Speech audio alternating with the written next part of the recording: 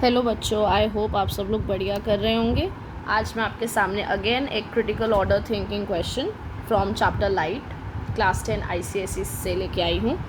तो क्वेश्चन ये कहता है कि आपको ये फिगर दी हुई है, a ray of light is shone in water and reaching the surface with the air at an angle of 40 degree to the normal. So you can easily see ये जो आपको एंगल दिया हुआ है दिस इज़ 40 डिग्री, जो कि हम water से डाल रहे हैं on the surface separation, right? Okay, they are saying on figure draw accurately the path of ray in air. Okay, अब आपको एक फिनोमेना पता है, रिफ्रैक्शन। रिफ्रैक्शन का मतलब क्या होता है? जब लाइट एक मीडियम से दूसरे मीडियम में एंटर करती है तो लाइट क्या करती है? बेंड करती है। अब मैंने पिछली वीडियो में आपको बताया था rare medium and denser medium क्या होता है, तो आप वो एक बारी चेक कर सकते हैं। ओके, रेयर मीडियम बेसिकली क्या होता है? जिसमें हमारी स्पीड ऑफ जो लाइट होती है वो बेसिकली हो जाती है फास्ट। रेयर मीडियम में हमारी जो स्पीड है वो हो जाती है फास्ट एंड डेंसर में स्पीड होती है स्लो। अब इस केस में जो आप देख सकते हैं, जो लाइट है वो कहाँ से कहाँ जा रही है? From water to air. Water is a denser medium, air is a rare medium. तो अब होगा क्या? लाइट जो है वो bend away from the normal करेगी। मतलब इसको ओरिजिनली ऐसे जाना चाहिए था, सीधा जाना चाहिए था, बट ये सीधी नहीं जाएगी, ये करेगी बेंड अवे फ्रॉम नॉर्मल, तो ये अवे चली गई। सो ये मेरा पाथ हो गया। अब आप इनका एंगल का फ़र्क भी देख सकते हैं। एंगल आपका जो एंगल ऑफ रिफ्रैक्शन है वो ज़्यादा बड़ा बनेगा।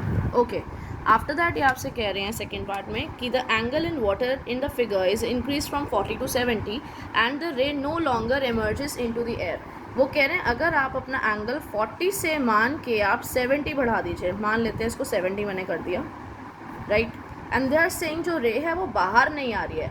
एक फिनोमेना होता है टोटल इंटरनल रिफ्लेक्शन, TIR जिसको बोलते हैं।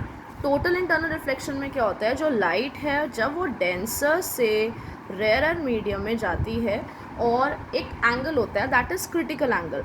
क्रिटिकल एंगल क्या होता है? क्रिटिकल एंगल होता है एंगल ऑफ इंसिडेंस जब आपका एंगल ऑफ रिफ्रैक्शन 90 हो जाता है। अब इट्स वेरी क्लियरली अंडरस्टूड कि 40 से 70 डिग्री अगर हो रहा है, अगर लाइट बाहर नहीं आ रही तो क्या अंडरगो कर रही होगी? It must be reflecting back by the same angle. मतलब अगर ये 70 तो 70 से ही उसी मीडियम में रिफ्लेक्ट बैक हो रही है, और इस फिनोमेना को हम क्या कहते हैं?